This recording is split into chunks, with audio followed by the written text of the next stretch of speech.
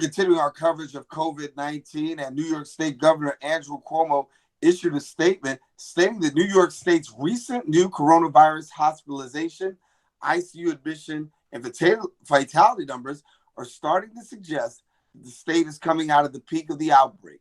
The governor said, quote, "The recent news is good that we're on the other side of the plateau and the numbers are coming down, but that's good news only compared to the terrible news that we're living with, which is that constant increase." Now, Governor Cuomo did announce the plan to unpause New York and also reopen the economy, saying the state will focus both on antibody and diagnostic testing. The governor stated, quote, "Any plan to start to reopen the economy has to be based on data and testing, and we have to make sure our antibody and diagnostic testing is up to the scale we need so we can safely get people back to work." The Department of Health conducted a statewide antibody survey, and the survey sampled 3,000 residents across the state, getting an accurate assessment of the rate of COVID-19 infection and recovery. Large-scale antibody testing will help determine the percentage of the population that is now immune to the virus, allowing more individuals to safely return to work. New York State Attorney General Letitia James took to action, this in blocking debt collectors from taking stimulus checks from New Yorkers. Attorney General James issued an official guidance to New Yorkers state banking institutions, as well as creditors and debt collectors, making it clear that financial relief provided through the stimulus payments are exempt from garnishment under New York state law. The U.S. Department of Treasury authorized the CARES Act, sending billions of dollars to Americans struggling as a result of the economic fallout from COVID-19. Now, Attorney General James says, quote, "As the coronavirus continues to wreak havoc on our society, I will do everything in my power to protect the wallets of every New Yorker. Today, we're taking concrete action to ensure the debt collectors keep their hands off of New Yorkers' stimulus payments."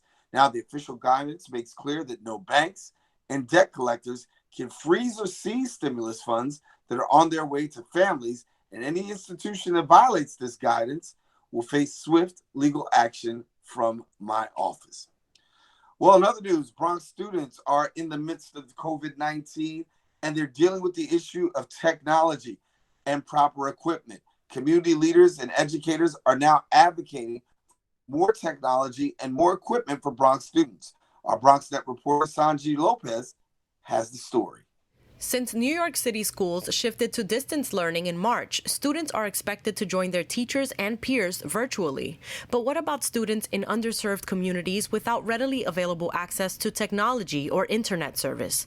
In a recent poll by the Education Trust New York, families identified a lack of sufficient devices at home. 52% cited a lack of reliable internet access, while 64% said it would be beneficial if schools were to lend out mobile devices for educational purposes. There are children who were not giving laptops, were not giving tablets, and their school is solely doing remote work.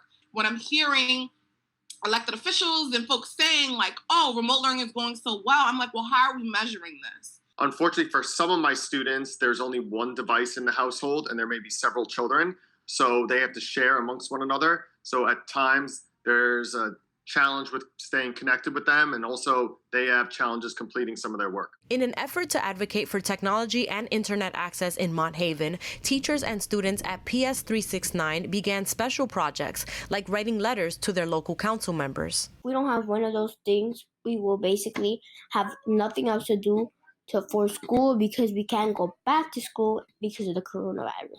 The city council members should take a step and fix the situation, because the mayor announced that schools will be closed for the rest of the year and they won't be able to do work for the rest of the year. East Side House Settlement has also begun gathering tablet donations for children in the South Bronx, particularly for those who live in shelters with little to no access to Wi-Fi. It's not just kids in the shelter. It is kids throughout New York City right now, specifically in the South Bronx. We talk about summer learning loss. Kids lose reading levels over the summer. They lose 2 to 3 reading levels over the summer. School is not going to be open back until September. So that means at that point, we will be 6 months. So if kids lose 2 to 3 reading levels in 2 months, what is going to happen in 6 months? Reporting for BronxNet, Sanji Lopez.